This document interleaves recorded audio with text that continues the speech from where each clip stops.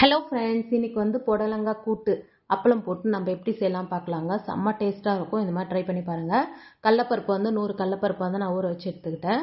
ஒரு 1 மணி நேரம் மேலே நல்லா ஊறட்டும். நல்லா ஊறணும், அப்போ தான் பருப்பு வேகும்.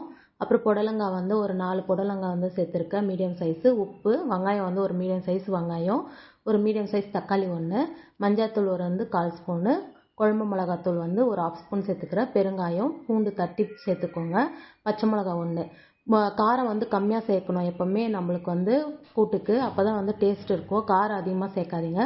தண்ணி உங்களுக்கு கொஞ்சமாக 1 டம்ளர் மட்டும் ஊற்றிக்கோங்க. ஊற்றிட்டு 4 விசில் விட்டு எடுத்துக்கலாம்.